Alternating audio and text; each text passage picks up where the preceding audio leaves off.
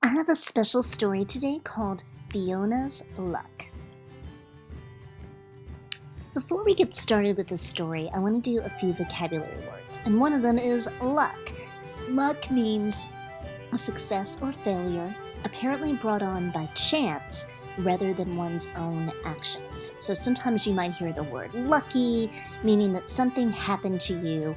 It wasn't something that you actually really worked for, it was something that happened by chance. The next word is wit, meaning mental sharpness and inventiveness, keen intelligence. So it's kind of like another word for saying your smarts or your intellect. Now, leprechaun. A leprechaun is a character in Irish folklore, a small fairy or sprite who wears green and has a sly sense of humor. A leprechaun is typically described as a short old man with a beard, usually wearing a green coat and a red hat. This story could be considered a folktale because it's a story that's passed down orally from generation to generation, and stories about leprechauns have been around for a really long time. It also has a moral or a lesson, it might be, you could call it a fable. And then there's also the word legend, which are stories that are passed down from earlier times and almost accepted as historical. So the story of the leprechauns in Ireland, they've been around for a long time, but it's not something that's really like a true story. It's more of a legend or a folktale. Well, let's get started with the story. Fiona's Luck by Teresa Bateman, illustrated by Kelly Murphy. Once luck was as free to be had in Ireland as sunlight, and just as plentiful. It filled the air, and anyone could grab a handful of it as the need arose. This was largely due to the leprechauns, for the luck they made was like how cows made milk. Then the big folk arrived in Ireland. They were so large, the luck clung to them wherever they went. Something will have to be done, the king of the leprechauns declared. We can't have those huge people soaking up all the luck. What would be left for us? So under the king's orders, the leprechauns wove fine golden thread into magical nets. Then late one midsummer's eve, when the luck was at its height, they swept it up and stored it all in an oak chest by the king's throne, so that he could distribute it when and where he chose. But the leprechauns had been too thorough. They not only scooped up all the leprechaun luck, but any other luck that had been floating about as well. The land of Ireland fell into a time of great misfortune. Hens gave no eggs, cows would not let down their milk, and the potatoes rotted in the ground. Now, it happened in Ireland there lived a woman named Fiona. She knew the lack of luck had to be the work of the leprechauns, so it followed that they alone could restore good fortune to the land. But getting luck back from leprechauns would be like squeezing water for a stone.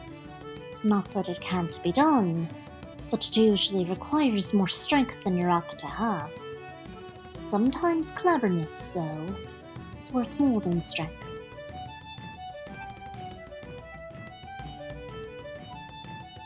So Fiona took her last coins and used them to buy a cow and some chickens.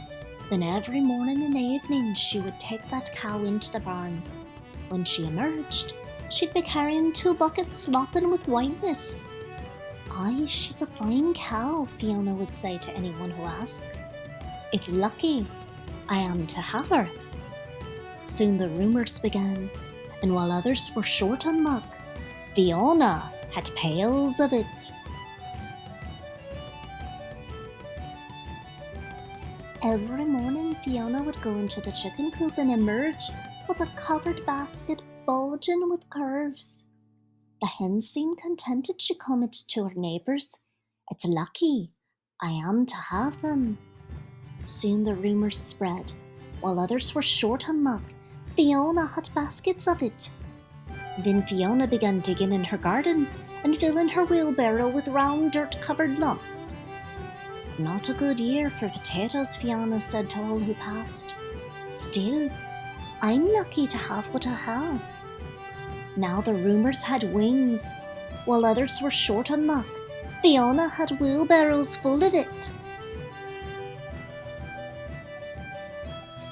Naturally, word of this unexpected luck made its way to the Leprechaun King. One day Fiona was walking across a green meadow when she suddenly found herself surrounded by a small crowd of the fair folk. In a trice, they grasped the hem of her skirt and ran around her in a circle. She turned to keep the skirt from wrapping around her knees, and as she turned, the landscape blurred. When it sharpened again, Fiona found herself beneath the earth in the throne room of the Leprechaun King. It was a glorious cavern with rich tapestries hanging against the tall granite walls, and the floor cobbled entirely of jewels. Torches and candlelight and everything sparkled. The music filled the air. In front of Fiona stood the throne, and on the throne sat the Leprechaun King. He beckoned to her. Fiona approached, her eyes scanning the room for the missing lock. She was as sure as smoke loves fire that the king would be keeping it close to himself. As she curtsied, she spied the oak chest. It was glowing slightly, sealed by the spell, since everyone knows that no lock can hold luck for long. "What would you be wanting of me?" Fiona asked politely. The king scowled. "Where are you getting all your luck? Who's been giving it to you, and why?" he demanded.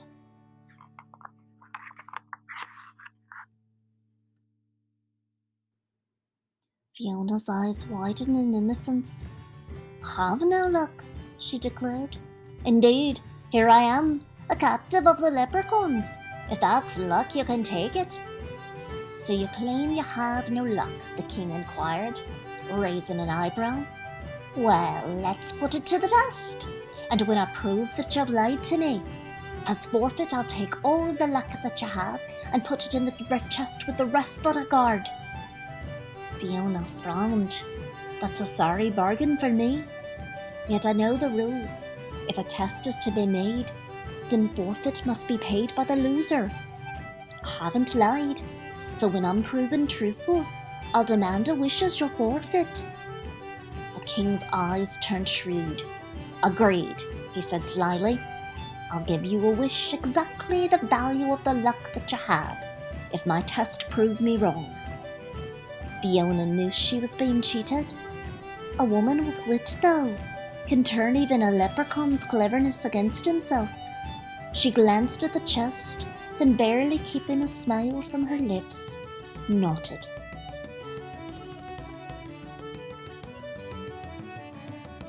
So the agreement was made. At the king's gesture, one of his magicians brought out a low table and placed upon it 3 beautiful shells. Under one he hid a small gold coin, and then he whisked the shells around and over and under in a blur no human eye could follow. "Now," said the king, "where's the gold?" "There is 1 chance in 3 of her picking correctly, and a person with good luck would find the gold every time. Even a person with a little luck would find the gold occasionally." But though they played the game over and over and over again, Fiona could never locate the coin. It was as if she had no luck at all. "Another test," the king ordered.